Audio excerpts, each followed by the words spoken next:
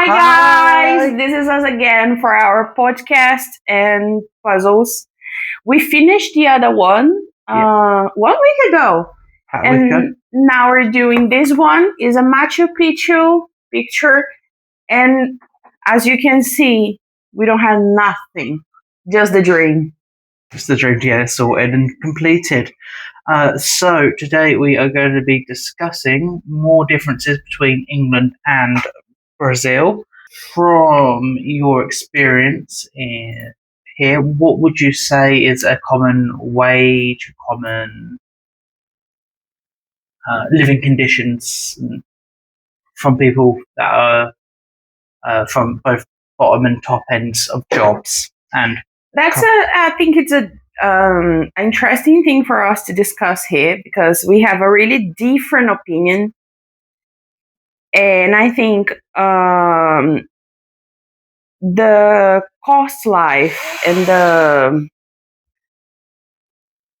all the living things in UK, it's kind of better, kind of easier than Brazil because I've been living here for 28 years and I spent almost 1 year in UK, so I could see the difference of the people, the minimum wage. But Aiden has a different opinion. He thinks that the UK is also terrible. I don't think it's terrible. I think that everything is spiraling out of control. I think the cost of living in England has gone through the roof. Wages aren't meeting what people need. There's lots of poverty going on in England. Yes, the government helps more. There's benefits and there's universal credit for people who don't have enough. There's, council housing, which I don't think they have here. But while those are options available in England, they're not desirable, if that makes sense. I think it's not desirable for the people that was born and raised that, and they don't see the other side of the really poorness, if it makes sense. Because the minimum, we're not going to convert the money. We're going to talk about no real and pounds. We're going to call money. Okay. So in Brazil, the minimum wage is 1,500. And the food, it's so expensive. You know the food is expensive. Our shop, we too. Our dog wants to participate. The food for we too, the shopping that we need to do all the months, it's always, and I mean always, more than 500. And the minimum wage is 1,500. With 1,000, you can pay the rent. Depends. You can find some place with 1,000, but it's really difficult. But let's suppose that you can find. Okay, but then you don't need money for internet, energy, other type of bills. Nothing. You just pay the rent, the food, and that's okay. So it's impossible to a person live with a minimum wage. In England, the minimum rent that I could find in my town. But your town is really close to London. Okay, but everywhere's close to London in England. It's 9 hours from here to anywhere else in Brazil, to Brasilia, to Sao Paulo, Rio. It's about 9-10 hours on a bus. In England, 9-10 hours gets you from London to Scotland. Kind of true. So you're in a smaller area. Yes, it's a countryside, Suffolk. So you could say it's more desirable than up north. But in my local town, you can't find anything less than £1,000 for a 1-bedroom flat. We live in a 3-bedroom flat with 2 bathrooms. But the food. How much is the minimum wage? Did you tell? So the minimum wage in England is about £10 an hour, roughly, just under that. I think at the moment it might be just over. I've not checked it recently, but from what I remember, it's about just under £10 an hour. So what this is in a month? For a month, I told in a month. Yeah, so if you go £80 a day, 5 days a week, 800, 400, about 1200 to 1500 a month, roughly minimum wage. How much? 12 to 1500 a month minimum wage. 2,000. No, it's not 2,000. 1,200 to 1,500. 1,200. So less than here in Brazil, you're saying? Yes. But is it common? All the jobs just pay the minimum wage?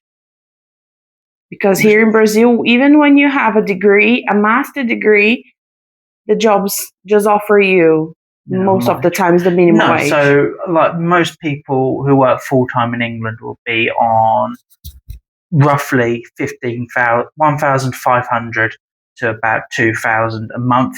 The average wage is 30,000 a year in England, which works out roughly to about 2,000 a month.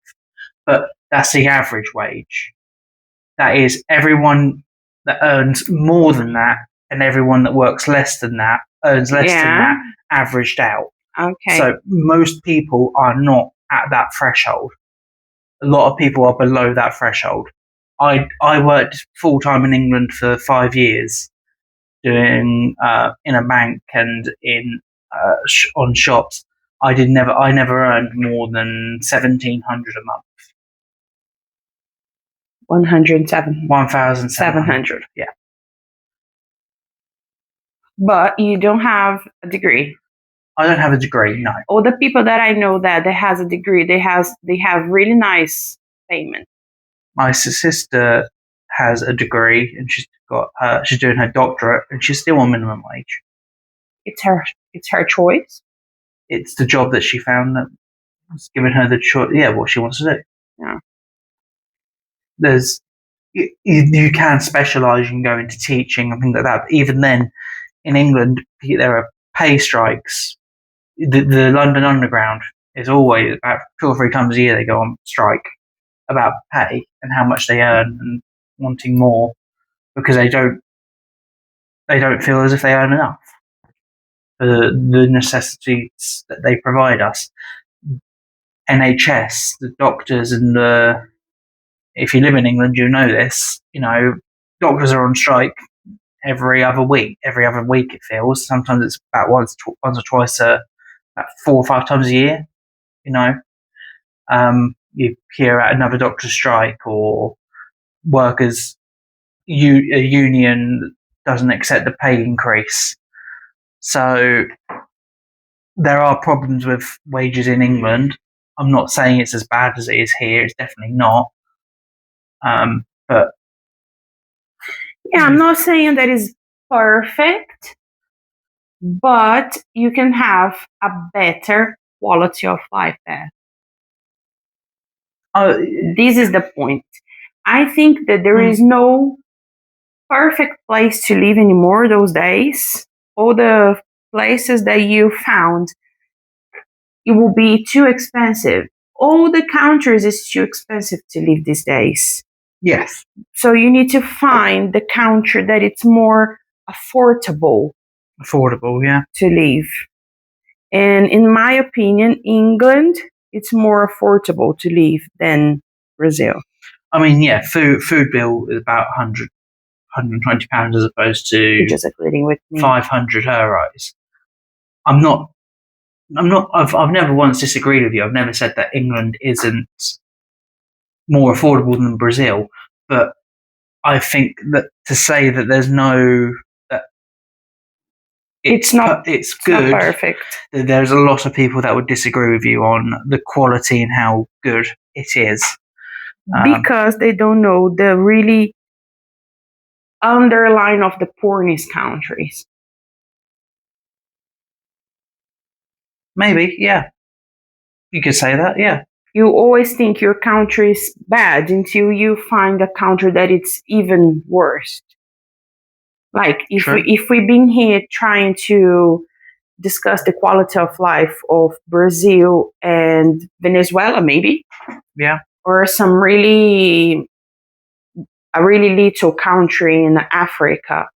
Yeah. They true. will think that the people from this country will think that Brazil is a paradise.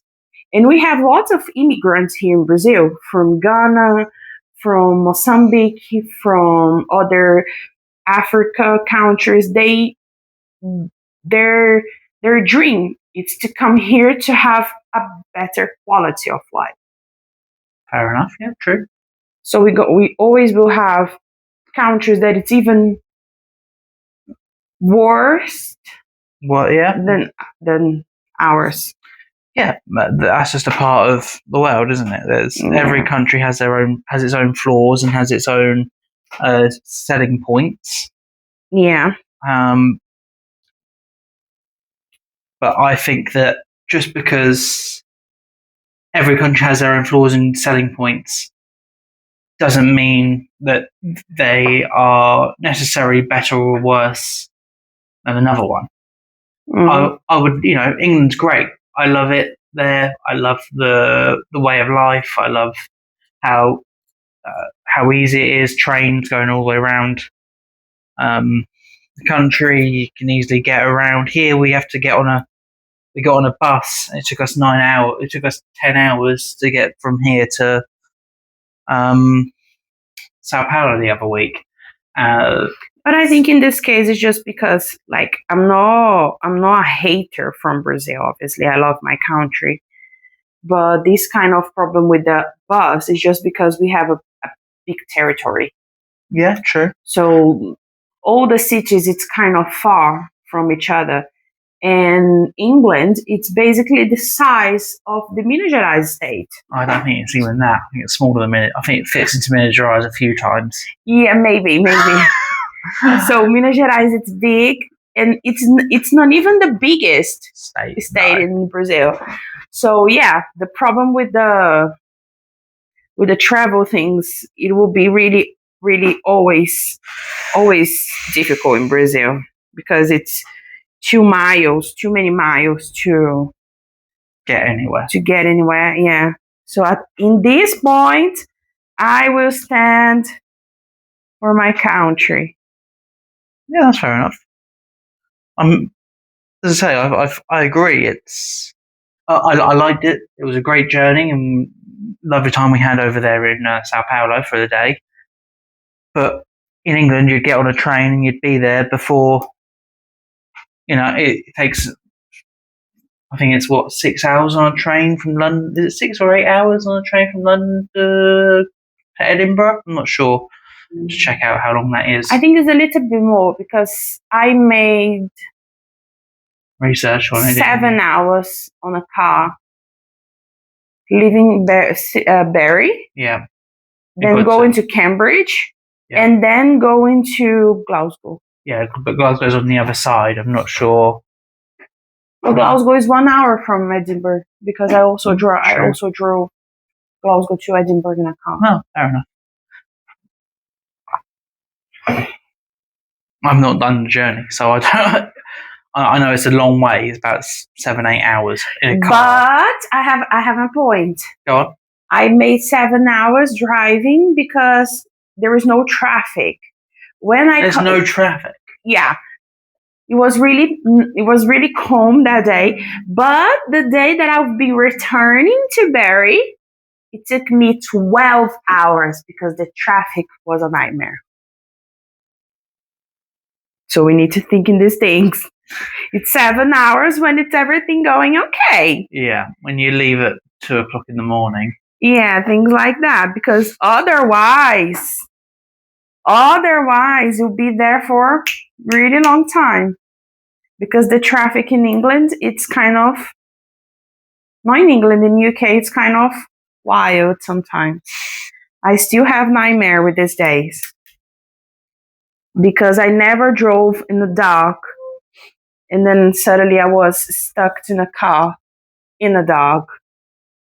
And then I started to cry. But if I cried, I wouldn't see the road.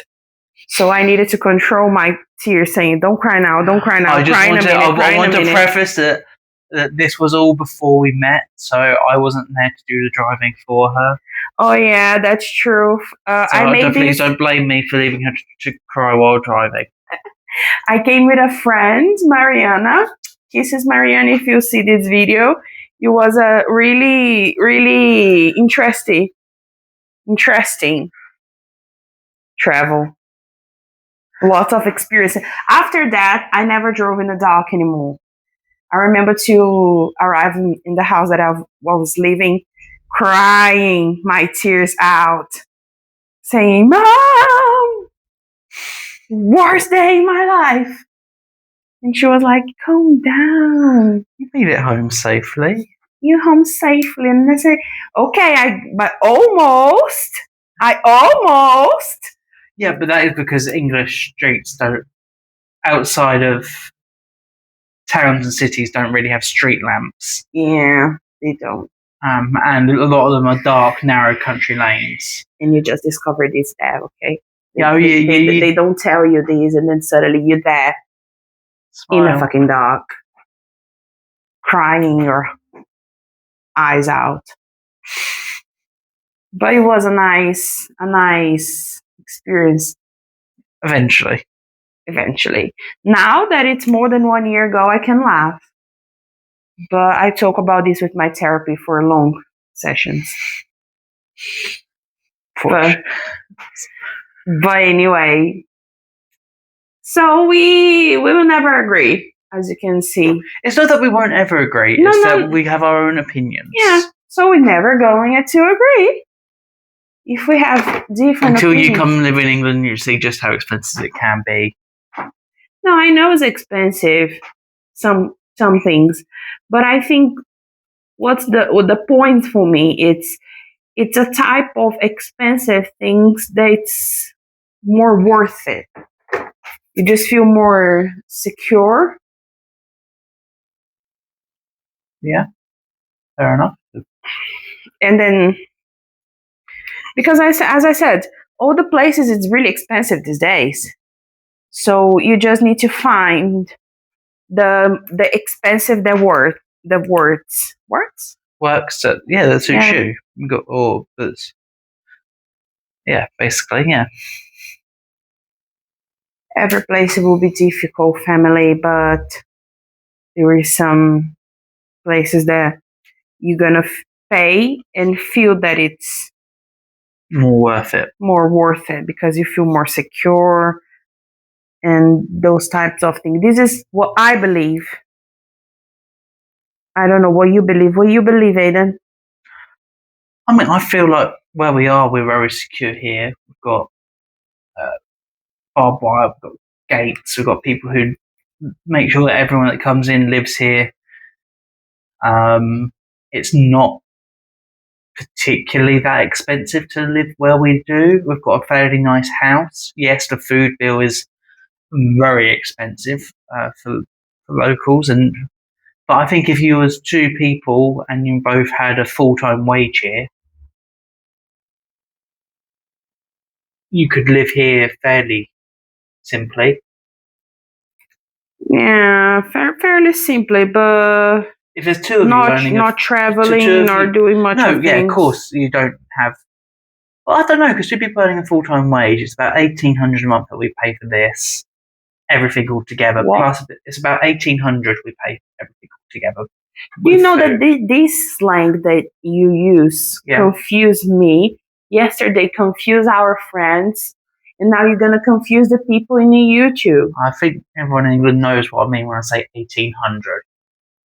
1,000. It's 1,800. Okay. Because when you say 1,800, people think it's 18,000, and it's not 18,000. It's 1,800. 1,800. Okay. So 1,800. So if two people are earning minimum wage here, they're earning about 3,000-ish a month. Yeah? Yeah.